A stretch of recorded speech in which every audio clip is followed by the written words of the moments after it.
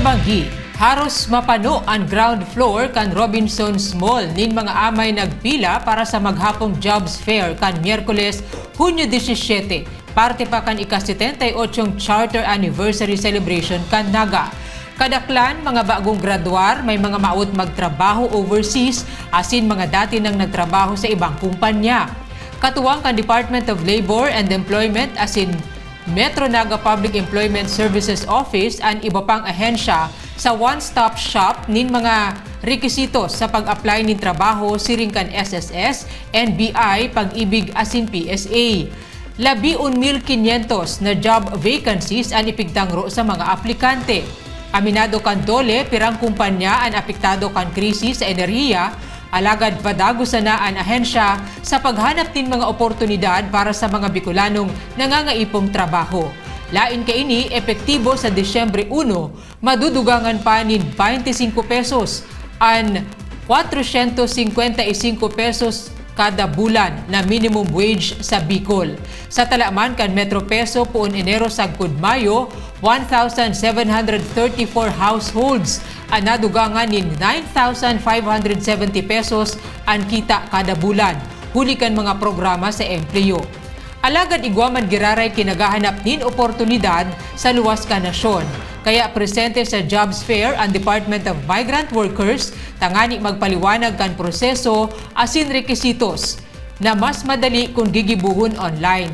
Hanapon ang website kan DMW Region 5 na dmw.gov.ph, magibunin account sa onlineservices.dmw.gov.ph asin payos.dmw.gov.ph para sa Pre-Employment Orientation Seminar o PEOS. Tiyagaan ang paghahanap ng trabaho, alagad abiso kan Employment Office sa mga aplikante, siguruhon sa nang may maninigong kwalifikasyon sa pigpupuntiryang posisyon. Importante man na igwang marhay na ugali asin disposisyon. Ang Dole, with the help, assistance of LGUs, though we all know na affected tayo ng energy crisis, yung fuel hike, may mga displacement, may mga closures ang ibang establishment affected by the fuel hike. And so may nadi-displace na mga empleyado, but then patuloy lang po ang serbisyo ng government, specifically the unemployment facilitation programs like this job fair, mga referral sa vacancies na pinopost existing ng mga existing employers natin. So tuloy-tuloy lang.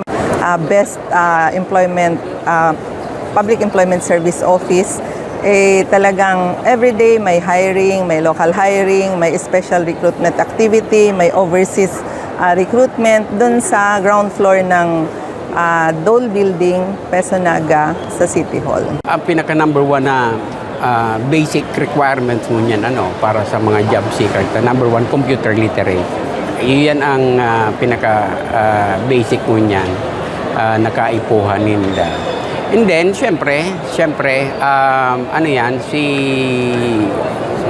kumbaga itong attitude pagabot sa trabaho, yan ang kaipuhan din kang mga employer. Ang iba kasing mga aplikante gusto mga higher position tulo sa magpon sa baba, halangkaw tulos na sweldo, which is igwa din nangyayaring araw kayan, pero permi nagdidepende sa quality kang sa imong trabaho.